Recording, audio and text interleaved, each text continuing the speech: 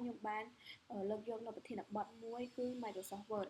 Microsoft Word វាមាន6ចំណុចនៅក្នុងនោះទី1ទី2ទី3ទី4ទី5ទី6អីចឹងទៅឥឡូវយើងក៏លេខទៅមើលចំណុចទី1គឺ Text Basic តែ Basic ហ្នឹងគឺជាអីគេ Basic គឺជាផ្ទាំងថ្មីមួយដោយទី1យើងគ្រាន់តែ click ទៅលើ Home ទី2ចូល ផ្ទាំង Document ទី3ជួយពាក្យ Create យើងនឹងបានផ្ទាំងដូចខាងក្រោមដែលយើងអាចសរសេរអក្សរនៅលើនឹងបានចំណុចបន្ទាប់ទៀតគឺ Copy ឧទាហរណ៍ដូចជាយើងចង់ឲ្យមិត្តភ័ក្តិរបស់យើងញ៉ាំមេរៀនឬក៏ផ្ញើអត្ថបទអីមួយឲ្យតែយើងអត់ចេះ copy ទេអញ្ចឹងយើងត្រូវធ្វើម៉េចទី1គឺ select ទៅលើ text ហ្នឹងទៅមកទៀត click copy ទី3យើងគ្រាន់តែ paste វាហើយយើងនឹងបាន text ដូចខាងក្រោមនេះតមកទៀតគឺ cut ហ្នឹងគឺយើងគ្រាន់តែcut វាពីទីតាំងដែលចាស់ឬក៏ move វាទៅទីតាំងមួយដែលថ្មីដូចថាយើងយកវាពីទីតាំងមួយនេះអាចាស់ហ្នឹងយើងធ្វើឲ្យទៅដាក់ទីតាំងមួយថ្មីទៀតឲ្យយើងវាស្រួលធ្វើចំណុចបន្ទាប់គឺ symbol ហ្នឹងគឺជានិមិត្តសញ្ញានៅពេលដែលយើងចង់ឲ្យចង់ដាក់ចំណុចអីមួយនៅខាងមុខអក្សរយើងអញ្ចឹងយើងគ្រាន់តែ click insert តមកទៀត click advanced symbol ហើយយើងជ្រើសរើសនៅ font symbol ណាមួយដែលយើងចង់បានបន្តមកទៀត click insert នោះយើងនឹងបាន font នោះយកទៅប្រើប្រាស់ចំណុចបន្តមកទៀតគឺ formatting text ចំណុចហ្នឹងគឺយើងគ្រាន់តែ click ទៅលើ home select text បន្តមកទៀតគឺជ្រើសរើស font ថាយើងចង់ដាក់ឲ្យអត្ថបទរបស់យើងហ្នឹងលេខម៉ាលេខ20លេខ21 22នេះបន្តមកទៀតយើងនឹងបាន font អក្សរលេខ22ឲ្យយើងងាយស្រួលក្នុងការមើលចំណុចបន្តមកទៀតគឺ change the font color ចំណុចហ្នឹងទី1យើងគ្រាន់តែ click ទៅលើ home បន្តមកទៀត select text ហើយជ្រើសរើសនៅ font អក្សរណាមួយ font color ណាមួយដែលយើងចង់បានថាយើងចង់បាននៅពណ៌អីគេពណ៌ក្រហមពណ៌សពណ៌ខ្មៅបន្តមកទៀតយើងនឹងបាន font អក្សរដែលយើងចង់បានចំណុចបន្ទាប់គឺ to use bold italic and underline comment ចំណុចហ្នឹងគឺយើងចង់ដាក់ពណ៌អក្សររបស់យើងហ្នឹងឲ្យវារៀបដិតជាងមុននិង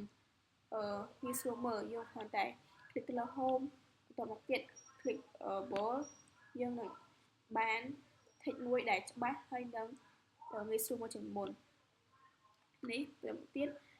ចំណុចនេះគឺបើសិនជាយើងចង់ឲ្យអក្សររបស់យើងនឹងមានបន្ទាត់នៅខាងក្រោមហ្នឹងយើងគ្រាន់តែយក click ទៅលើ italic underline វានឹងចេញបន្ទាត់នៅខាងក្រោមរបស់យើងបន្តមកទៀតគឺ change text alignment change alignment ហ្នឹងគឺយើងការរៀបចំអត្ថបទឲ្យវាទៅឆ្វេងទៅស្ដាំឬក៏កណ្ដាលឬក៏ទៅទីតាំងណាមួយដែលយើងបានដែលយើងចង់កំណត់វាដូចជានេះឧទាហរណ៍ខ្ញុំកំណត់វាទៅទីតាំងឆ្វេងតមកទៀតនេះ text ហ្នឹងវានឹងឆេងទៅខាងឆ្វេងដែរនេះខ្ញុំកំណត់ជ្រើសរើសឲ្យវាទៅកណ្ដាលឲ្យ text ហ្នឹងនៅចំពាក់កណ្ដាលហើយគ្រាន់តែចុចទៅលើនឹងមកវានឹងចេញមកដល់ខ្លួនឯងចំណុចបន្ទាប់using find and replace ចំណុចហ្នឹងគឺឧទាហរណ៍នៅពេលដែលយើងចង់ស្វែងរកនៅពាក្យណាមួយដែលយើងចង់ឃើញឬក៏ចង់បានយើងគ្រាន់តែចុច click ទៅលើ search បន្តមកទៀត choose find and replace នេះកន្លែងនេះយើងឃើញមានពាក្យ find and replace យើងចង់បានពាក្យអីគេដូចជាយើងខ្ញុំឧទាហរណ៍ថាចង់ស្វែងរកពាក្យ need អញ្ចឹងយើងចុចពាក្យ need មកនេះវានឹងបង្ហាញយើងថា need វាអភិនៅកន្លែងនេះ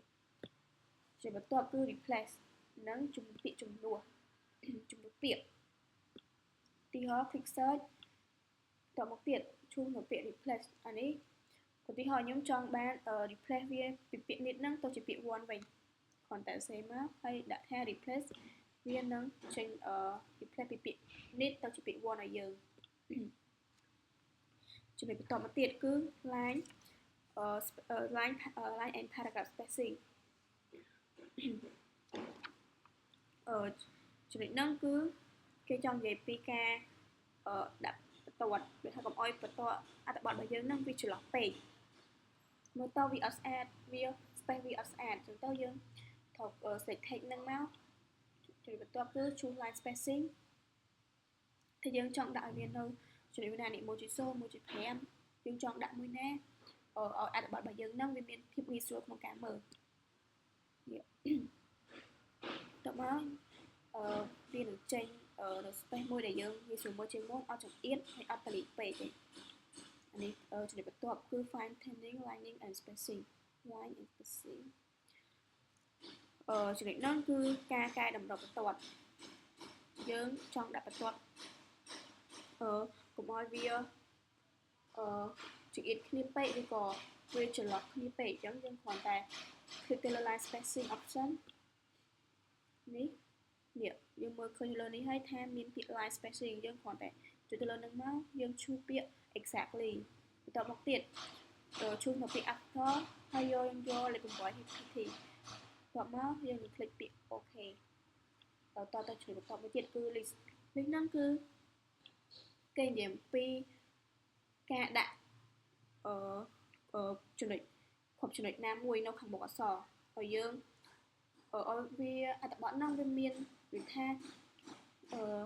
មានសម្ព័ន្ធភាពរបស់យើងងាយស្រួលមើលថានៅចំណុចទី1ចំណុចទី2អីអញ្ចឹងយើង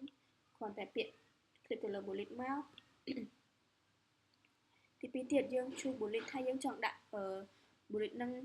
អីគេអានេះឧទាហរណ៍ខ្ញុំ select ខ្ញុំចង់ដាក់ bullet ពណ៌ខ្មៅ6នេះ